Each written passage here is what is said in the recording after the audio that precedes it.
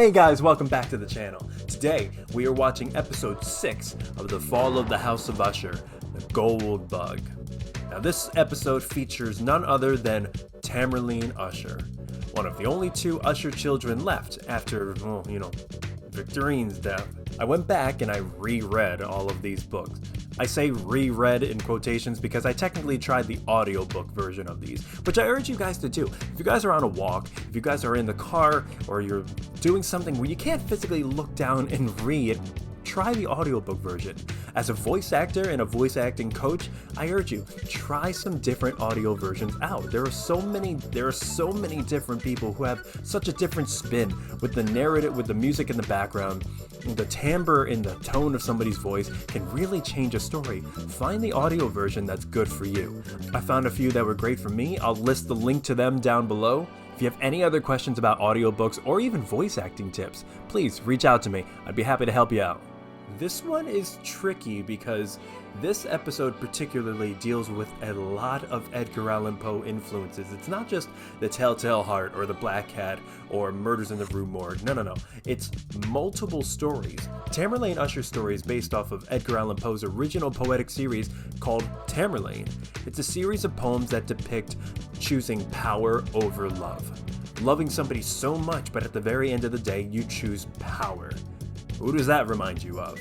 And Bill is named after William Wilson. William T. Wilson. His literal name in the story is Bill T. Wilson. Built Nation. The story of William Wilson follows William throughout his life as he is followed by a doppelganger. And no matter where he goes, that doppelganger follows him. No matter where, no matter how far, that doppelganger is there, to the point where they finally duel and one of them dies. This pertains specifically to Tamerlane because she lives her life in a doppelganger sense. Her main attraction is watching her own husband interact and flirt and have dinner with and have dates with prostitutes that look just like her. And that doppelganger nature is something that is attracted to her, and I have imagined that doppelganger nature will kind of get to her because she's starting to kind of lose her mind with this Goldbug launch. Two things to look out for this episode, I imagine. One is color. For color, every child had a color, just like Leo, just like Perry, just like Victorine. It's not blue, it's not yellow, it's in between.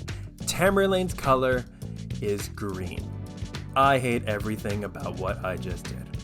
Green can be seen as so much more than just royalty. It's just like purple, where it can be seen as rich, and you can see that being depicted through emeralds and jade, but it can also be seen as sickly. It can also be seen as something that's uneasy. When I think of green, yes, depending on the color and what type of clothes it's on, yes, I think rich, but at the same time it can be seen as something snake-like, something mischievous. I think of Maleficent from Sleeping Beauty, I think of the Hulk because I'm a huge Marvel nerd, hashtag Mark Ruffalo, and I think of Elphaba from Wicked, which is one of my favorite musicals of all time. The second big thing that I think is going to play a huge part in this story is the idea of having a mirror. She surrounds herself with mirrors, so much so that she's actually kind of become one in her own sense. She's surrounded herself by mirrors in her headboard, mirrors on the ceiling, mirrors on the walls. They're everywhere. She can see herself, and I've said this before in the last episode. If you're going to have a mirror in the headboard, you better be good. That's all I'm saying. But she, in her literal sense, is a mirror. She likes to watch people portray her and interact with the people that she loves. Is it because she feels like she can't do that herself? Do they portray a human sense that she cannot physically possess, and that's what gets her off, is the fantasy of what could be for her? Maybe. Or she just gets off on it. Who knows? Not gonna kink shame. Regardless, whenever an Usher child indulges in something that they enjoy, that thing ends up killing them for the most part. We're getting closer to things culminating because we're getting down to the last two children, and these two children, remember, are the original children. This is leading up to the children of Annabelle Lee dying.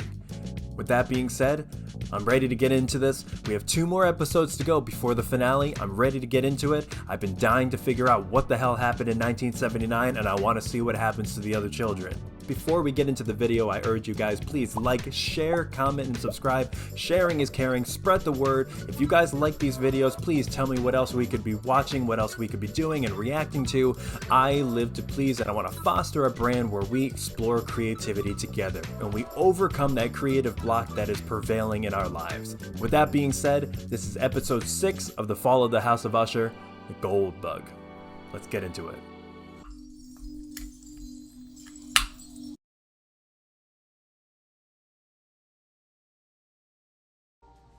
There's the green. Speaking of Telltale Heart, I can tell what my heart is telling me now, and what my heart is telling me is, stop killing me. Mirrors everywhere. It's almost on the nose with how many mirrors are surrounding her house right now. What city are they supposed to be in? I don't think they ever mentioned that, did they? She probably doesn't even know that Victorine is dead yet, does she? Goldbug. There's the scarab. Not Bill T. Wilson. When I was a teacher, I used to feel powerful with that red pen. Nice. Oh! Oh! What the hell? Hello? Is that Verna? Well, that's starting pretty quickly. Bill? Nope. Bodyguard. Guy? She doesn't remember his name? Oh my god. Hello? Oh god, these people are awful. Oh. Don't open it. Please don't open it. You're gonna open it, aren't you? You're not gonna like what's inside. I can already tell, but... Oh!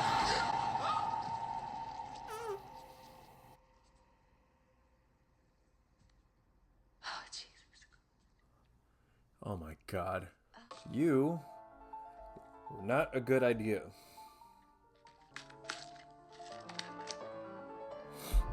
That's not a good idea. Oh! Look at all that green out there. This is what happened. How could you know that? I know because they told me.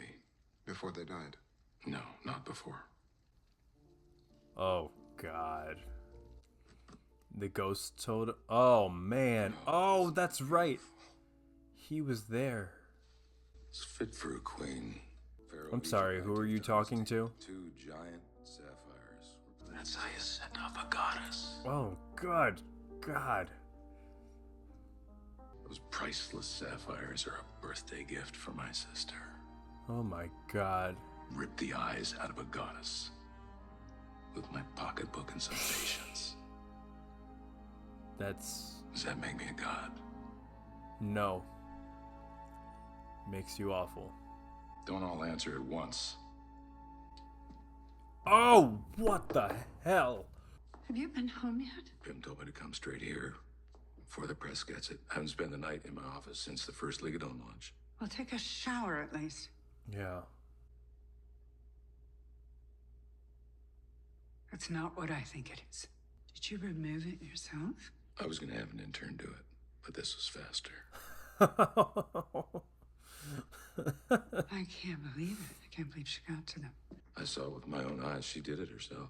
I saw Victorine push a knife into her own heart. No, dude. It wasn't her. No. Vic had a board seat. Oh, now you're listening. Oh, wow. That family firewall you've always talked about is being dismantled one brick at a time. If we don't find her, if we don't stop her right fucking now, you won't have a family left. You won't have a company either. Yep, your company's going down. Hi, Juno. Oh, that house is beautiful. The music with her is very light and innocent. It's almost curious. Everybody else, it's very minimalist and creepy. Hey, old man. It's me.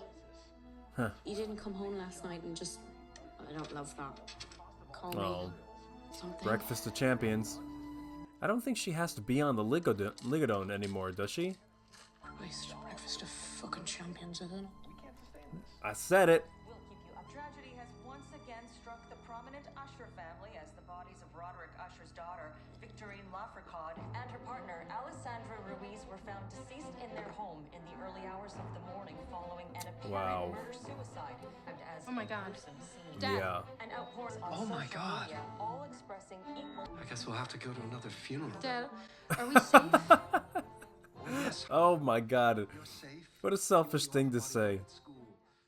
Ah, I feel bad for Lenore. I really hope nothing bad happens to her too, because like she's way too good for all of this. They can't do anything bad to a kid, right? Listen to me, this is important. Your Aunt Victorine, your Uncle Leo, your Aunt Camille, your Uncle Perry, none of them were right. None of them. Oh, And man. they're also, well, they're not completely ushers either. Wow. What an ass. Did he just justify to his own daughter why it was okay for her aunts and uncles to die? You can never really know anyone, Oh my God. do you? Oh, he's just torturing her now. Are you okay? No, I'm not okay. That Even after I don't every... need anything from you. I don't. Wow. We'll send you Unbelievable. service details. Even after everything, he's still coming back to care for her. I think I've been pretty Wow. You are not okay. I know you think you're Look tougher at that than all this, face. but you're not, and you have not been okay. She puts on for a such while. a wall and a face. But she looks so hurt inside. She's gonna lash out again, I bet. I don't. There it is. I love the subtleties of their acting. The little tension in her forehead and her eyes. You can see everything that she wants to say. Everything that she wants to say, he says for her. But she can't allow herself that humanity. And it's so beautiful, and it speaks volumes, and it just shows on the screen so well. And I'm scared, Bill. Oh. Okay, was he ever there? Oh. Come in. Oh yeah, put the blade down when you're hugging your granddaughter. I think that's a simple rule that my family and other families have followed. Put the blade down when you're hugging a family member. I just wanted to make sure you were okay. Everybody's... Just gonna keep holding it. Why is this happening? Life is insane. All that we see or seem is but a dream within a dream. One of my favorite works from Poe. Don't turn around. Don't turn around. Are they there again? Are they there then? Oh, God damn it. Oh. 'Cause I'm not. Look at Perry in the back. It's been quite a week. What a move. Hugging a blade and saying it's been quite a week to your granddaughter. Dad? Hey there. Oh, fuck. Alright, please be nice to her. For once, just be nice. I'm so sorry. Oh, no. Oh, okay. No, thank you. Victorine. Horrible. It's always the same, though. He doesn't really talk to me most of the time. Her comedic timing is perfect. Cold. No one ever sees me here. No one is here in general. Oh. I'm rambling, I'm sorry. I'm sorry, is what I meant to say. All this madness. Are you having that wall crumble now? Becoming a little bit more human because she's giving you everything. But we've never been further apart. I'm sorry that he doesn't answer his phone. It's not you, it's all of us. It always has been. Wow. I've never had much in the way of family. Oh. I thought when we got together, well, this family's fucking huge, isn't it? Just to be part of a group, Oh man. be really part of something, you know?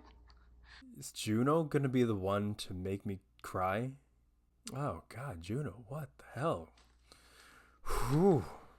If there's anything that'll get to me the most in a film or series, it's the theme of wanting so desperately to be a part of something. Every time. Arthur.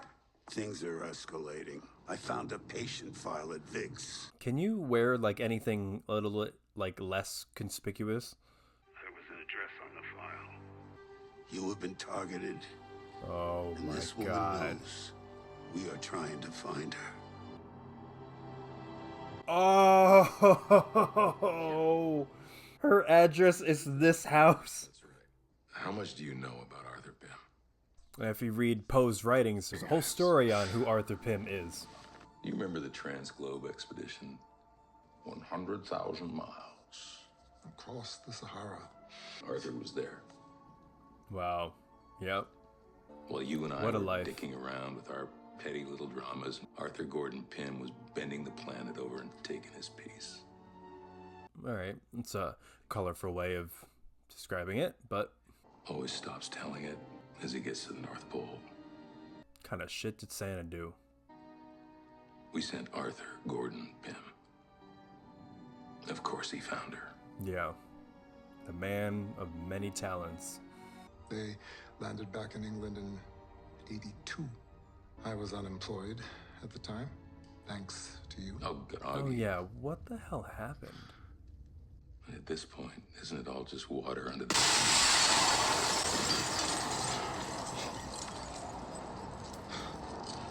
Oh. Oh. Oh. What? Oh.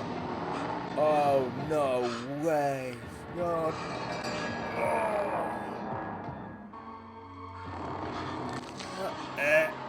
Roderick, Oh. Oh. It's all right. Thanks for doing this. It's Wow. risky. You get me what I need, and he will go down. All right, so we're getting closer to the rift between the two. Does he not actually get him what he needs? Maybe. And then maybe it's intentional, maybe it's not. Roderick, this is risking everything we have. Tell me you know the risk, and I'll be there with you. I'll back you up. Just tell me. This is worth the risk. Then I'm proud of you. Any person would be so lucky to have a wife like that. She is perfect. Nice. Nicely done, Roderick.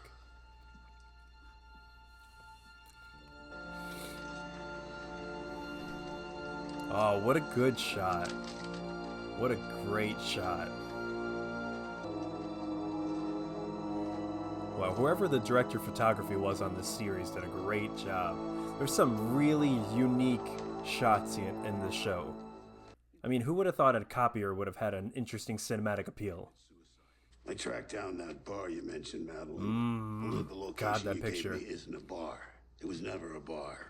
I've also been running her images through a facial recognition suite. No hits in law enforcement. Wow. See, So you can't enhance a simple photo, but you can do that? Facial recognition. Oh, wait, that's... David Is that Koch. that's the 7 Koch years brothers? ago. Oh wait, my she- god. So, She's a great singer, too. is that Brett Kavanaugh? Taken in 2011. So she's a Mitch? stalker. Gettys. Trump. Oh. Okay, alright, so she's not just targeting them. They're Randolph just the Hearst. latest target. Is she only targeting powerful people? That's John Francis Queenie in 1901. Bullshit. What bullshit. the hell? Roderick. 1901. I could make 100 photos just like that. Give me 3 minutes, I'll give you a photo of Pym blowing Elon Musk. Don't be such a fucking child. No, please don't. Oh god, please don't. Roderick, remember what happened that night. Remember what she said. The metadata confirms these images have been online for years. They put so much stock into Arthur Pym that they value his opinion so much. If he can't figure out what's going on, if he says that this is legitimate, then they need to take stock of that because they trust him with their lives. Okay, so that right there seems to be a nod toward the pit and the pendulum. I don't think that they would do that for no reason, so I'm assuming we're gonna see something like that later. What's the name of the next episode? Okay. Oh, Now we're oh, talking. oh God, she's talking. Just let me know when. Oh my gosh, we have she's something you talking. wanna see. Oh, She's talking. I'm confused. How does burning your skin off affect your ability to speak? Like, that's cool that she's talking and all, but I didn't think that burning your skin would, you know, make you not able to talk. And he doesn't give a shit that she can talk now, so something's clearly happening. I don't want you to worry about doctors and specialists and whatever. Is he still doing coke? We always have been so good to her, haven't we? Yeah. Till now. But you're gonna be okay. I'll make sure of it. Yes! No matter what, he's only focused on revenge. Nothing else matters in his life right now except for revenge. If you're talking, you're lying. Is he drugging her? Really? How long were you fucking him? No, she wasn't fucking him, dude. This stuff is the real deal. He's the reason she's not talking. Let's see how long this dose lasts, huh? Wow. Unbelievable. If there was ever a character that you wanted to die the most, it's probably him. Okay, they're back in wherever this is.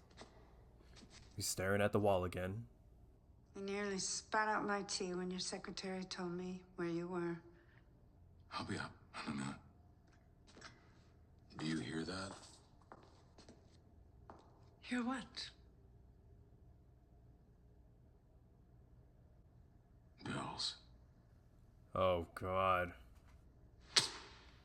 Oh, Shut your wow. mouth. Get your shit together. The fuck is wrong with you? You know as well as I do what's happening here. Stop playing stupid.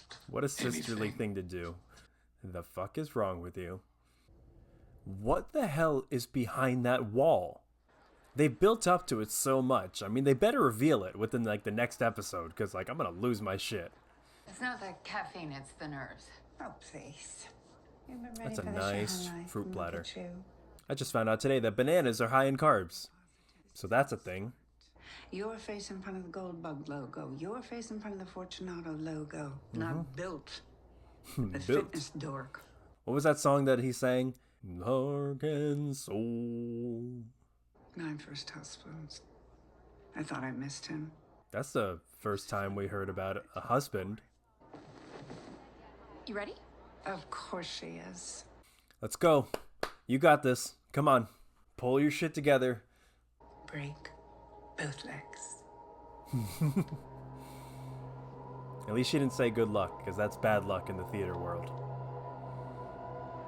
And that looming music and that slow push-in tells me that this is going to go hellaciously. Pleasure to introduce the founder of Tamerlane Usher. We're off to a good start. Thank you so much. I am so grateful that we're Oh no. together today to celebrate Goldbug. Oh, doppelganger, As you will doppelganger, see doppelganger. Gold in silver. What are you doing here? Oh, that's embarrassing. Oh my god. Yeah, just get out of the way. Just get out of the way. Oh. You know she was just a poor intern. That this was her first day on the job. I'm gonna ace this intro, and the CEO's already yelling at me. I'm going back to school. What the fuck? And excuse my French, I'm not excited. Are we doing Come on. here? Right? There you go. Celebrate. That's a good spin. We Okay. are Oh, look here. at Juno. Juno's adorable. And that is what the fuck we are doing here. I could buy that.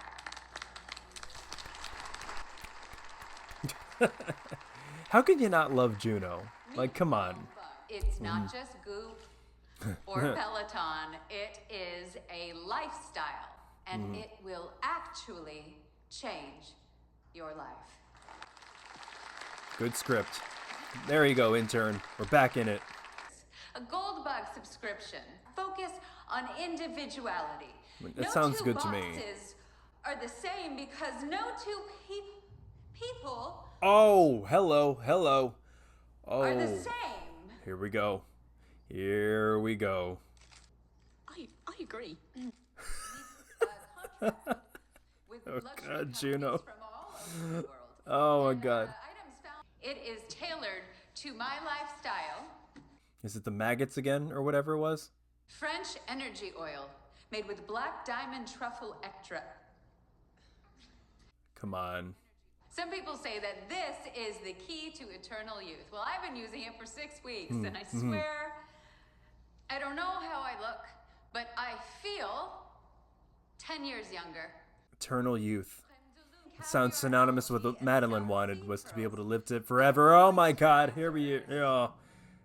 Oh God. What the fuck are you doing here?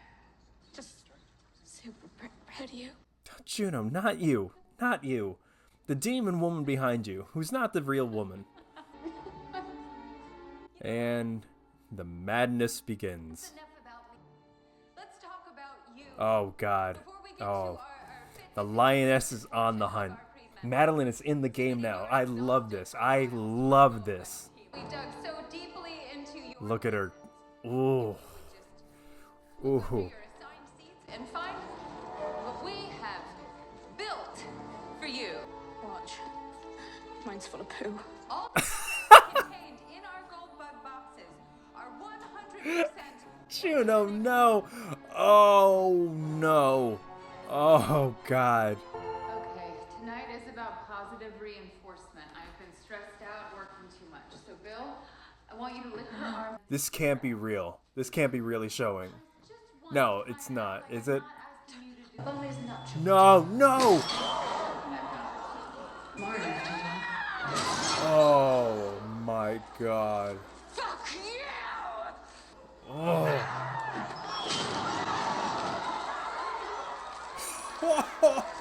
Sorry.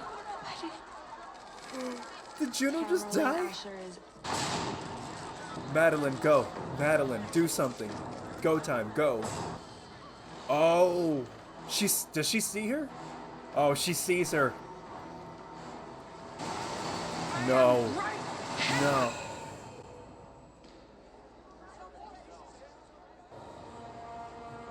She actually got on her hands?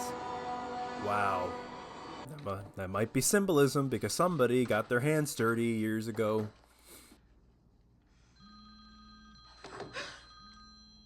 Oh. Really? Like, even in your moments of crisis, you can't even accept it. Honey? It was awful. Oh. I don't know what happened. Oh. So sorry. Oh, God. Okay, she's losing it. You can call him back. Oh, my God. Oh. Bill, I'm sorry I treated you that way. Okay, so she's giving her an opportunity to be human, to be a good person. That would be so much easier, Oh! wouldn't it? Oh!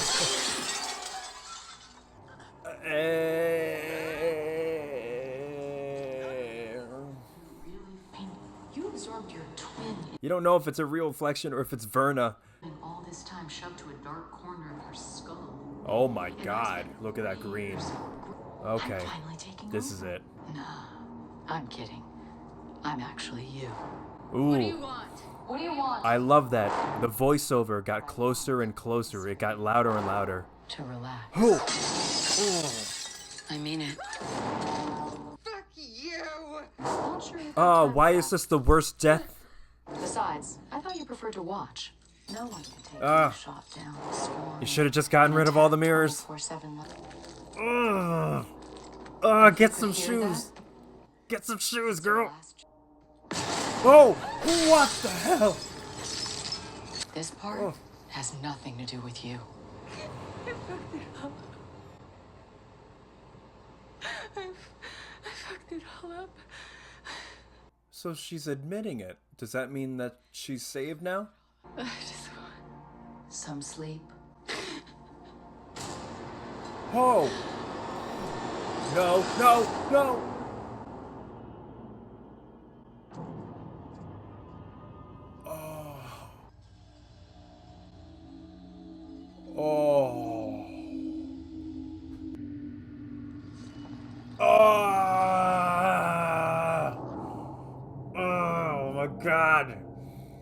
Oh, that's terrible. Oh.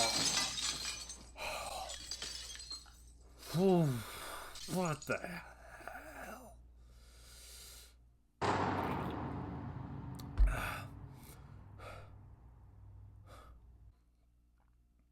Just check to make sure that all my mirrors and windows are intact. There's no creepy voyeur mirror above me. Well, that was intense.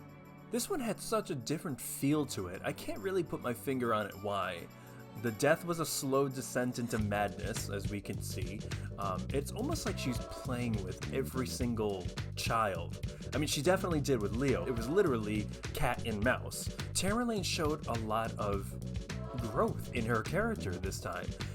She showed some humanity towards Juno. We could see on her face that she wanted to show that same humanity towards Bill, but she just physically couldn't do that. She chose to be cold, which is why you see the set of keys on the counter. And even then, at the end of everything, he's still trying to come back to her. He still loves her. He loves her so much that even after everything, he's still willing to come back. He's still willing to call after the launch went terribly. He's still willing to do that, and yet she's given every opportunity to make amends. And that's the thing I wanted to know, is that if the child makes amends, if they do something right, because Verna has been very clear that each child can do something to change their fate. Perry could change his actions, Leo, Victorine, Camille, everybody could change. Now does that really change anything? Does it give them a reason to live? Does that mean that Verna will spare them? Or does that just give them an opportunity to die as a good person? And it still condemns them to fate. My feeling is that it's inevitable, but I think she's just trying to see if they have a sense of humanity, which is kind of like playing with their food again. But Tamerlane showed a lot of growth, especially towards Juno. We've seen little snippets throughout the entire series where she's gone after Juno hard, saying, "You don't talk to me about the junkie." She's literally referred to Juno as it. That's cold. But this time she showed a lot of sympathy towards Juno, and Juno opened herself up to Tamerlane, and Juno actually got me to feel a lot. Juno got me to feel more than any other character in this so far, even early August Dupin talking to the ushers. That was tough. That was really tough. The theme of wanting to be a part of something, the theme of not knowing who you are or where your identity really lies is a very tough thing. It's so rich and abundant. It's in what a lot of my stories have to deal with, because not knowing who you are is a pretty common thing amongst us as human beings. We find all of these nice little convenient tropes that we try to fit ourselves into in society rather than society conforming to us. It's everywhere you look in society where we have to fit into what people have laid out as the parameters of identity. And it's such a rich well of opportunity for characters. And you see somebody like Juno, who started as a drug addict and went all the way to marrying Roderick Usher. And even then, she thought, finally, I've found something to be a part of. And even then, she isn't. Juno is a really, really well done character. And I think it's because she elevates the other characters around her. She shows the best and worst of them. With Tamerlane, Juno gives Tamerlane another opportunity to be her best self. Now, whether she chooses to or not is up to Tamerlane. And in this instance, in an intimate moment, she chooses to be compassionate, sympathetic towards her, and then ultimately hits her in the head with a mic stand. But Tamerlane showed a lot of growth, more growth than I think than any of the other characters thus far. Even in the end, she says that she fucked up. She said that this was her fault. She admitted to the things that she had done wrong. We saw a lot of green, to the extent that it seemed like a UFO was standing right out of her window. Jesus Christ. We saw mirrors galore. Mirrors were a big part of the entire thing. And not just that, the mirror images and the doppelgangers showed up in multiple different forms. It was obviously the mirror we saw her in the back. There were times at the end where she would walk by her mirror, and I didn't know whether it was an actual reflection or it was Verna. But at the same time, on the screens behind her when she was doing her launch, there were pictures of her, and I knew that something seemed off about it because there were pictures of her and Bill, and I had a feeling that they were going to be replaced by Verna eventually. What's interesting now is that Madeline is in play. The queen has made her first move on the chessboard. Madeline gets up, starts looking for Verna, and sees Verna and only is left with dust in her hands.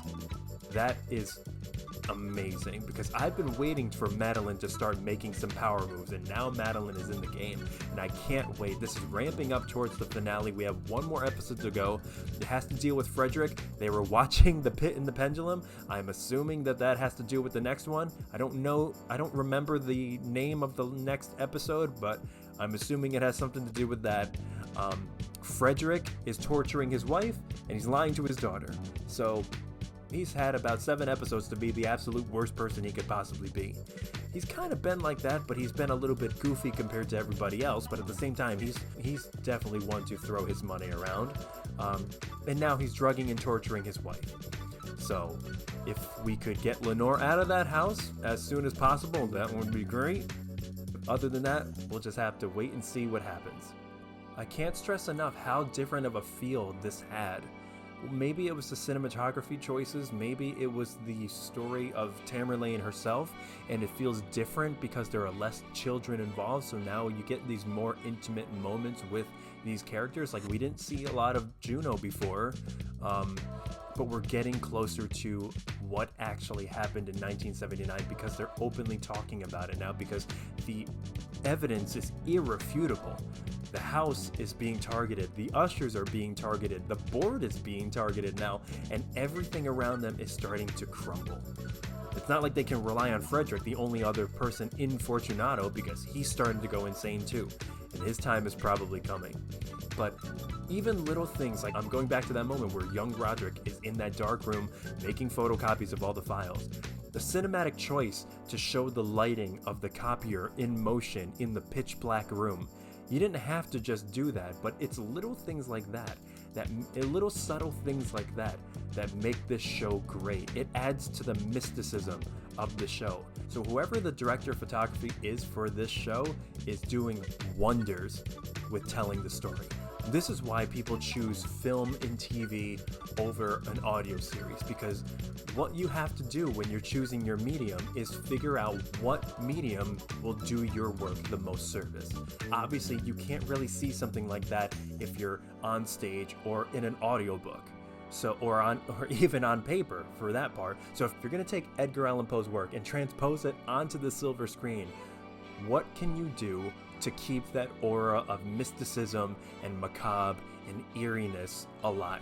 Doing those little things are necessary in showing exactly why you chose this medium over the next. There's no way the audiobooks that I listened to could do something like that. Only doing it on screen and justifying why you chose film in an 8-part Netflix series to tell this story. It shows exactly why they chose what they chose. And it's been an unbelievable ride, and I can't thank you guys enough for recommending this. That's it for episode 6. If you have any other things that you want me to watch, please let me know in the comments down below. We're going to go through all of Mike Flanagan's work because you guys have vehemently asked me to go through them. I might bring some other people on to watch it with me, but I'm damn sure going to be watching it with you all. I can't thank you enough for being along with the ride. Some of you have some excellent suggestions and little things that I haven't seen or some things that I missed, and I can't thank you guys enough. If you like this video, again, please, I urge you once again, please like, share, comment, subscribe, hit that notification bell so you never miss a video. Sharing is caring. Please support your local artists and support your local artists. Share this with as many people as possible. Let's get this brand really growing. The more we grow, the more we create together, and the world needs its creativity right about now. I hope you guys are all having a great holiday season, no matter what you're doing, no matter who you're doing it with. I hope you have your resolutions ready for 2024 because it's right around the corner, and I hope they have to do with being the most creative, passionate person that you can possibly be and sharing your gifts with the world. That's all we can really ask for. From one artist to the next, stay creative, and I'll see you again soon.